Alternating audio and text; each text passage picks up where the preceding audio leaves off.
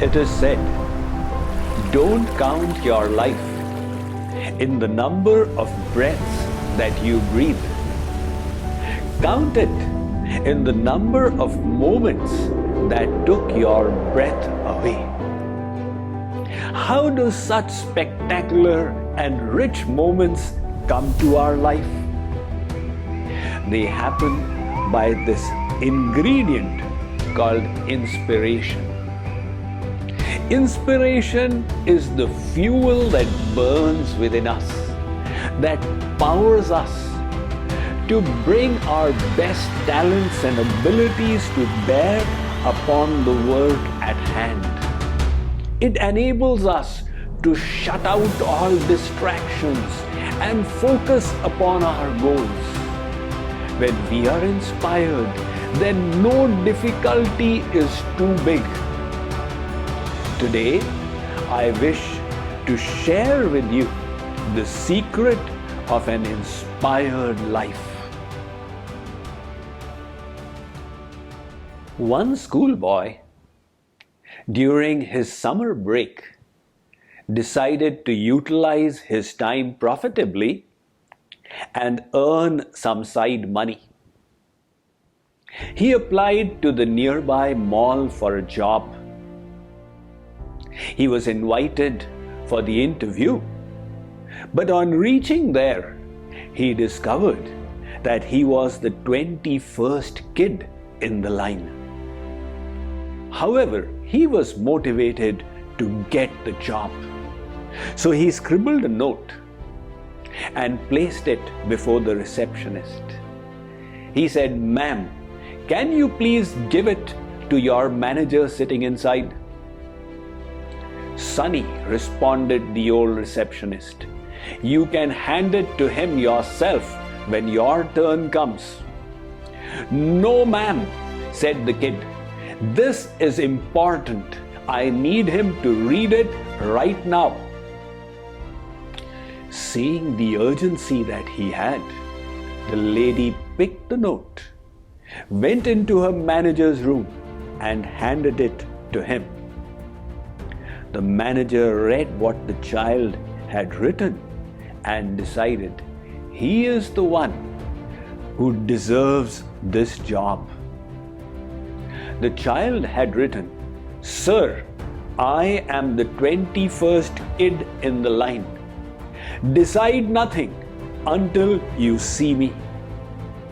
In those words, the child had expressed his enthusiasm. Enthusiasm or inspiration is that inner ingredient that brings out the best in us. When we are equipped with this virtue of motivation, we become practically unstoppable. As was Mr. Soichiro Honda, the founder of the worldwide Honda automobile empire. Mr. Honda was not born with the proverbial golden spoon in his mouth. Rather, he came from a lower middle class family. When Mr. Honda was in engineering school, he created a new design for piston rings and suggested it to the Toyota Corporation. It got rejected, but he was not discouraged. He made a new design and created a prototype, which the Toyota Corporation accepted. They placed an order with him and extended the capital for him to set up his plant.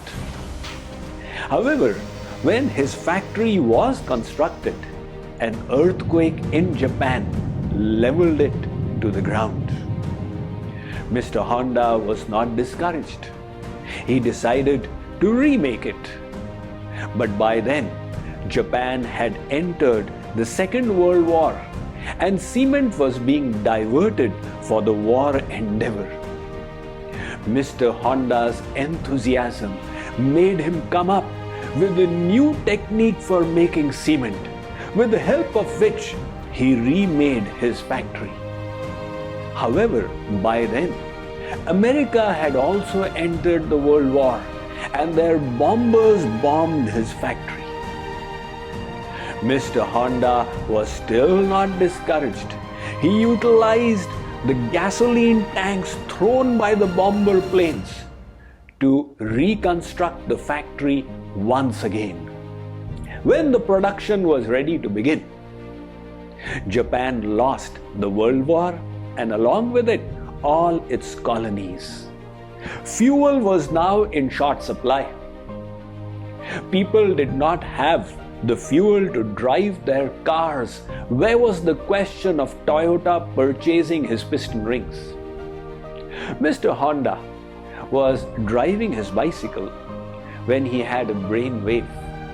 He added a motor to it and created the first motorcycle. When he drove it around the neighborhood, his neighbors were fascinated and requested him to do the same for them. When he did it for 15-20 people, he realized that he had a marketable idea there. But he didn't have the money.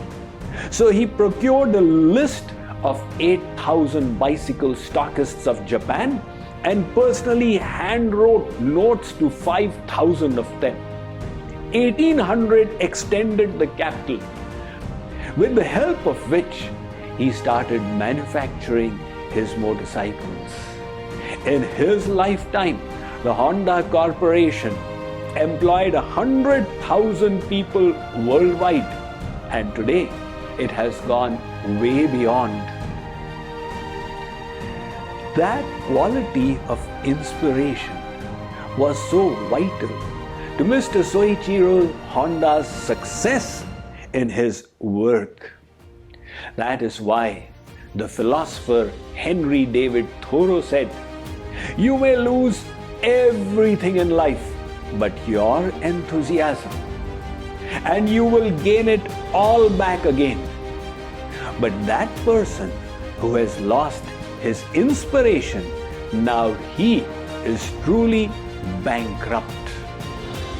So today, let us think of how we can inspire ourselves and how this added fuel of enthusiasm will help us improve the quality of our work and assist us in our endeavor to be better people.